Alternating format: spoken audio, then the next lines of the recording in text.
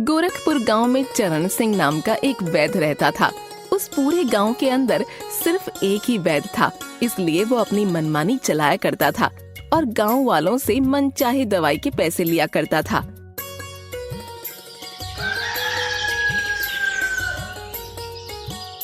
एक दिन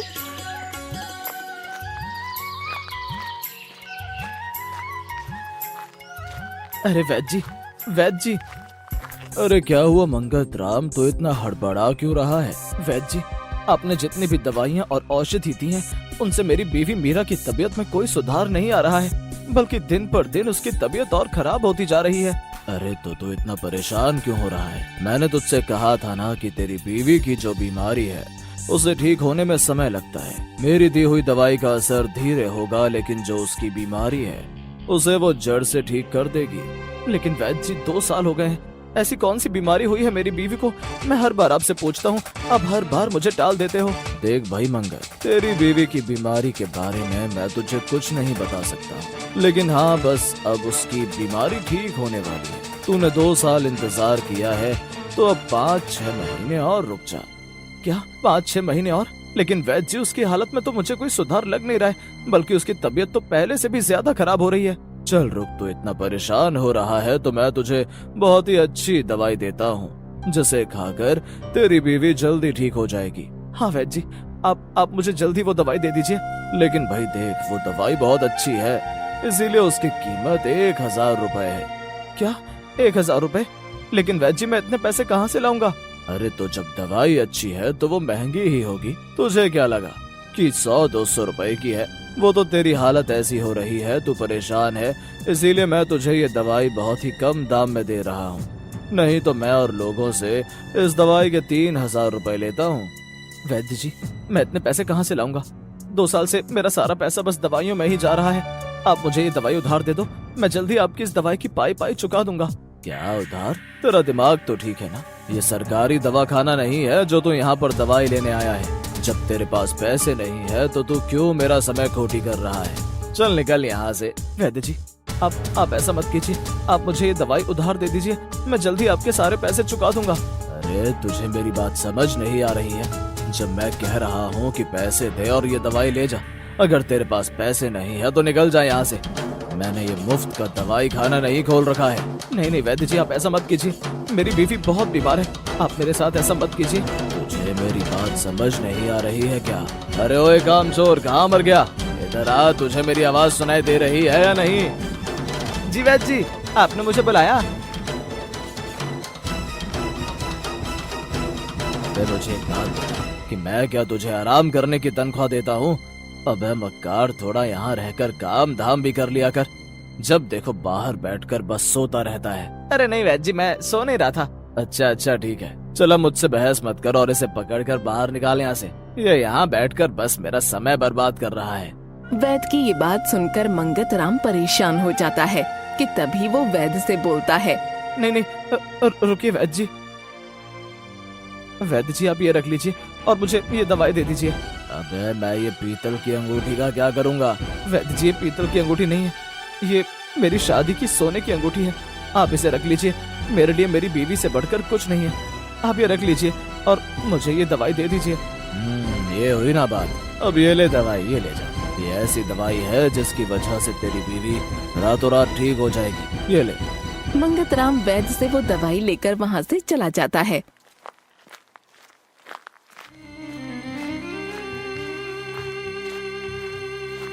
कि तभी रामू वैद्य से बोलता है, अरे वैद्य जी, वो दवाई आपने उस मंगत राम को दे दी, वो तो 100 रुपए की भी नहीं है, और आपने उसके बदले में उससे ये सोने की अंगूठी ले ली।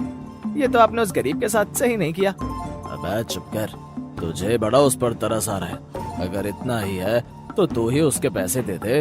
अरे वैद्य जी, आप तो बुरा मान गए, मैं तो बस ऐसे ही। अबे तेरी तनख्वाह के पैसे ऐसे ही निकलते हैं। मैंने जो ये वैद्यगिरी सीखी है वो इन लोगों का मुफ्त में इलाज करने के लिए नहीं सीखी। इस पूरे गांव में सिर्फ एक मैं ही वैद्य हूँ, तो उसका कुछ फायदा तो मैं उठाऊंगा ही ना। वैसे वैद्य जी, आप कुछ ज्यादा ही नाइंसाफी कर रहे हैं बेचारे इन गरीब गांव वालों के साथ। अबे कामचोर, तू चुप कर, तू सिखाएगा मुझे कि क्या गलत है और क्या सही। वैसे कुछ दिनों से देख रहा हूँ कि तू अपनी औकात से ज्यादा ही अपनी जुबान चलाने लगा है। धंधा कैसे चलाना है इसका पाठ अब तू मुझे देगा। चल निकल यहाँ से। वैद्य जी मैं तो बस। चल अब चुप कर, मुझे काम मत सिखा। कैसे करना है और जाकर अपना काम कर। और देख बाहर अगर कोई मरीज है तो उसे अंदर भेज। चल निकल, नालायक कहीं का। मेरे अच्छे खासे मूड को खराब कर दिया। अब जा, मेरी शक्ल क्या देख रहा है तू। वैद्य से ये बात सुनकर रामू बाहर चला जाता है और उधर मंगत राम दवाई लेकर अपने घर चला जाता है।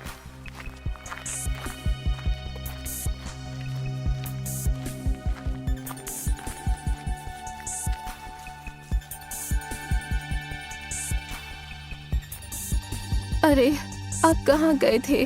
बड़ी देर हो गई आज आपको आने में। अरे मीरा, मैं खेतों से सीधा वैद्य जी के पास तुम्हारी ये दवाई लेने गया था और पता है वैद्य ने कहा है कि अब ये दवाई खाकर तुम जल्दी ठीक हो जाओगी। अजी अब आप रहने दीजिए। अब आप कब तक मुझे ऐसे ही रोज रोज झूठे दिलासे देते रहोगे? वैसे भी 2 साल हो गए मेरी इस बीमारी को। अब तो बस भगवान जी मुझे उठा लें। मैं तो तुम पर बोझ बन गई हूँ। चुप करो। और हाँ, ये मरने की बात मुझसे दोबारा मत करना। हाँ जी, मैं सही कह रही हूँ। न जाने कब तक वो वैद्य आपको ऐसे ही मेरी वजह से लूटता रहेगा। वो कभी भी हम गरीबों पर तरस नहीं खाता है। जब देखो बस महंगी महंगी दवाइयाँ देता रहता है। अरे मेरी प्यारी मीरा, तुम परेशान मत हो और बस ये दवाई खा लो। मंगत राम मीरा को दवाई देता है और मीरा वो दवा खा लेती है। मीरा, अब तुमने दवाई खा ली है, तुम अब आराम करो। नहीं जी, मैंने दवा खा ली है। मैं थोड़ा घर का काम कर लेती हूँ।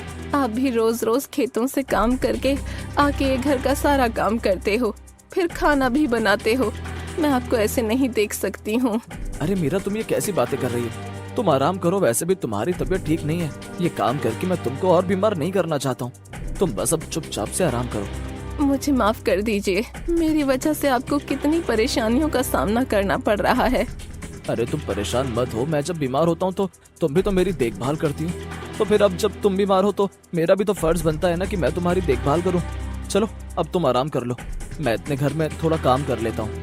ऐसा कहकर मीरा लेट जाती है और मंगत राम घर के काम करने लगता है। आज तो मैं भी बहुत थक गया हूँ, क्या करूँ? अब मीरा बीमार है तो ये काम मुझे ही करने होंगे। मंगत राम वहाँ खड़ा ही होता है कि तभी उसके घर के बाहर एक बूढ़ी अम्मा आती है। अरे बेटा, क्या तुम मुझे एक गिलास पानी पिला सकता है? इस गर्मी में चलते हुए मेरा गला बहुत सूख रहा है। अरे बूढ़ी अम्मा, हाँ हाँ जरूर, मैं अभी पानी लेकर आता हूँ। ऐसा कहकर मंगत राम अंदर से गिलास में पानी लेकर आता है। बूढ़ी अम्मा, ये लीजिए पानी। तभी वो बूढ़ी औरत अपना गिलास मंगत राम की तरफ करती है। बेटा ये ले, मुझे इस गिलास में पानी दे दे। बूढ़ी अम्मा, आप इसी गिलास में पानी पी लीजिए। अरे नहीं बेटा, मैं एक नीची जात से हूँ, इसलिए मैं तुम्हारे इस गिलास में पानी नहीं पी सकती हूँ। अगर मैंने ऐसा किया तो तेरा ये गिलास अछूत हो जाएगा। अरे बूढ़ी अम्मा, तुम ये कैसी बात कर रही हो? आज के समय में भी तुम ये ऐसी बातें करती हो? ये जात से कुछ नहीं होता। आप ये गिलास लीजिए और इसी में ही पानी पीजिए। अरे बेटा, अगर सभी लोगों की सोच तेरी तरह हो जाए तो हम जैसे लोगों का जीवन भी सुखी रहेगा।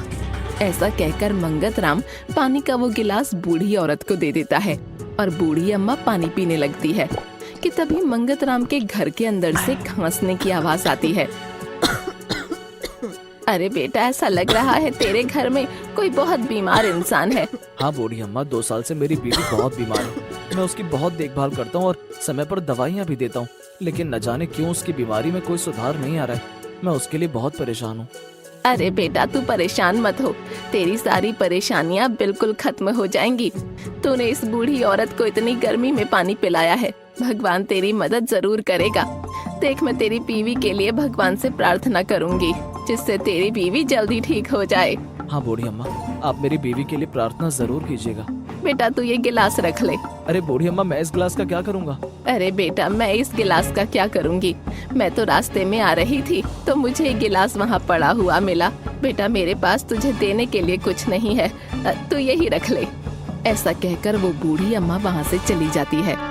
अरे बहुत देर हो गई, अब अंदर जाकर खाना बना लेता हूँ। मंगत राम जब ये सब बोल ही रहा होता है तभी अंदर से मीरा के जोर जोर से खांसने की आवाज आती है। अरे ये तो मीरा के खांसने की आवाज है। मंगत राम जल्दी जल्दी अंदर जाता है। अरे मीरा, क्या हुआ तुम्हें? तुम ऐसे खांस क्यों रही हो? अरे पता नहीं जी, एकदम से बहुत तेज खांसी हो रही है। आप जरा मुझे एक गिलास पानी दे दीजिए। अब हाँ, देता हूँ। ऐसा कहकर मंगतराम अंदर रसोई में जाता है तो देखता है कि वहाँ पर एक भी बर्तन नहीं होता। अरे यहाँ तो एक भी बर्तन नहीं है, लगता है सारे बर्तन झूठे हो रखे हैं। चलो इसी गिलास में पानी दे देता हूँ। मंगतराम मीरा को बूढ़ी अम्मा के दिए हुए गिलास में पानी पिला देता है। जैसे ही मीरा उस गिलास से पानी पीती है तभी वो एकदम से ठीक हो जाती है। अरे जी, आपने मुझे ये क्या पिलाया है? मीरा, ये तो सिर्फ पानी ही था। अरे नहीं जी, ये सिर्फ पानी नहीं था। इसे पीकर तो मुझे बहुत अच्छा लग रहा है। ऐसा लग रहा है जैसे मैं बिल्कुल ठीक हो गई हूँ और मुझे एकदम तरोताजगी महसूस हो रही है। मुझे ऐसा लग ही नहीं रहा कि मैं पिछले 2 सालों से बीमार हूँ। अरे वाह, तो ये तो एकदम चमत्कार है। लगता है कि वो वैद्य की दी हुई दवाई ने अपना असर दिखाया है। अरे नहीं जी, ये मुझे चमत्कार उस वैद्य की दवाई का नहीं लग रहा, क्योंकि मैं इतने समय से दवाई ले रही हूँ। मुझे तो आज तक ऐसा कभी भी महसूस नहीं हुआ, लेकिन आज जब ये पानी पिया तो मैं एकदम से बहुत अच्छा महसूस कर रही हूँ।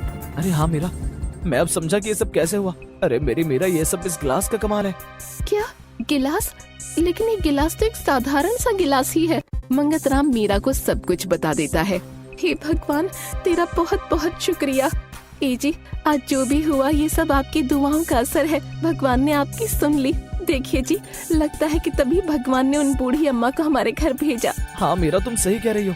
ए जी, मैं सोच रही थी क्यों ना हम गांव के बीमार लोगों को भी इस गिलास से पानी पिलाकर ठीक कर दें।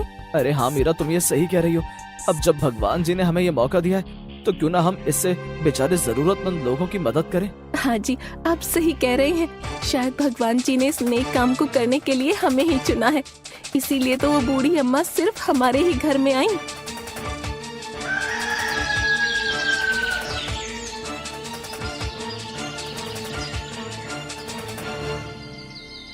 अगले दिन से ही अब मीरा और मंगतराम बीमार लोगों की मदद करने लग जाते हैं, इसलिए उनके घर के बाहर बीमार लोगों की भीड़ लग जाती है।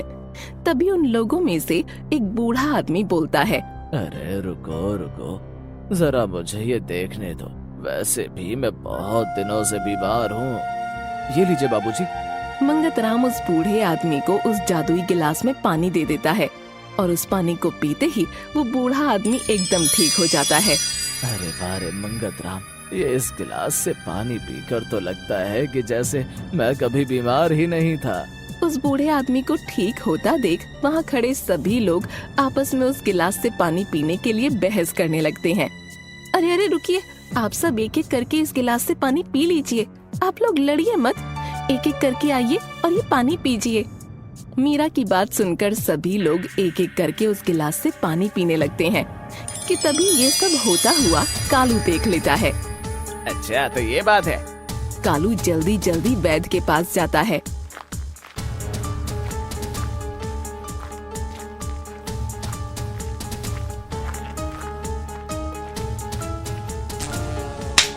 अरे वैद्य जी, क्या बात है, अकेले बैठे बैठे मक्खियाँ मार रहे हो? क्यों, कोई मरीज आज आपसे दवाई लेने नहीं आया क्या? अरे बताइए, वैसे आप ऐसे खाली बैठकर मक्खी मारते हुए अच्छे नहीं लग रहे हैं। अगर ऐसा रहा तो मुझे तो लग रहा है कि आपका ये दवा खाना जल्दी बंद हो जाएगा। अबे कल्लू, जैसा तेरा रंग वैसे ही तेरा दिमाग।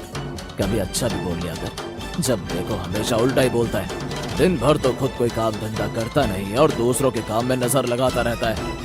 अरे वैद्य जी, आप तो नाराज हो गए। वो तो आप ऐसे बैठकर मक्खियाँ मार रहे थे तो इसीलिए मैंने आपसे पूछ लिया। अबे जब एक भी मरीज नहीं आया तो क्या बैठकर मक्खियाँ ही मारूंगा ना? घुंघरू बांध कर नाचूंगा थोड़ी। अरे वैद्य जी, आप भी ना क्या बात करते हैं, मैं तो बस ऐसे ही। अरे कालू, कहीं ऐसा तो नहीं कि मेरी नकली दवाइयों को खाकर कहीं ये गांव वाले मर तो नहीं गए? कहीं मेरी वजह से ये गांव शमशान तो नहीं बन गया ना? राम राम राम राम, आग लगे मेरी इस जुबान को। अरे ओए सुन, मैं यहाँ बैठकर मक्खियाँ मार रहा हूँ, ये देखने से अच्छा है तू एक बार गांव में जाकर देख कि आज यहाँ पर एक भी मरीज क्यों नहीं आया है। अरे वैद्य जी, मैं यही बताने के लिए तो आपके पास आया था, लेकिन आप हो कि मेरी बात सुनते ही नहीं और उल्टा मुझे ही सुना रहे हो। अरे अरे मेरे प्यारे कालू, तू गुस्सा क्यों हो रहा है? चल बता, आखिर माजरा क्या है? क्यों कोई भी मरीज आज मेरे इस दवा खाने से दवाई लेने नहीं आया? अरे वैद्य जी, आपके पास तो गाँव की हर खबर होती है, फिर भी आपको ये इतनी बड़ी बात नहीं पता? अबे उल्लू के पट्टे, मेरा मतलब कालू बेटा, अगर मुझे ये सब पता होता तो मैं तुझसे क्यों पूछता? अरे सुना है कि वो मंगतराम है ना? अरे कौन कौन? अरे वैद्य जी, वही जिसकी बीवी 2 साल से बीमार है और उसका पति मंगत राम आपसे दवाई लेने आता है। वो दोनों पति पत्नी गांव के बीमार लोगों को पानी पिला पिला कर ठीक कर रहे हैं। क्या पानी पिलाकर? अबे तू क्या बकवास कर रहा है? कुछ नशा वशा तो नहीं करके आया ना तू? अबे पागलों के राजा, सिर्फ एक पानी पीने से ही बीमार लोग कैसे ठीक हो सकते हैं? अच्छा, ऐसा नहीं हो सकता तो तुम खुद जाकर ही देख लो, अगर तुम्हें लग रहा है कि मैं झूठ बोल रहा हूँ तो। अबे अगर इस बारे में मुझे पता होता तो क्या मैं इस काम को करने के लिए देरी करता। ठीक है, मैं तुम्हें अपने साथ वहाँ लेकर चलता हूँ, लेकिन वहाँ जाने के लिए तो मुझे कुछ, मेरा मतलब है कि मैंने बहुत दिनों से हर एक नोट नहीं देखे हैं, तो मतलब तुम अगर। अच्छा ले पकड़, तू अपनी जेब में पहले पैसे भर ले कालिए।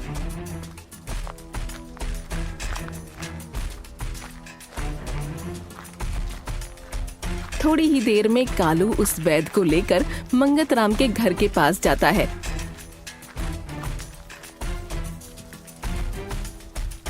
तभी वैद्य मंगत राम से बोलता है, हे काला जादू करने वाले, तूने ये क्या यहाँ पर तमाशा लगा रखा है?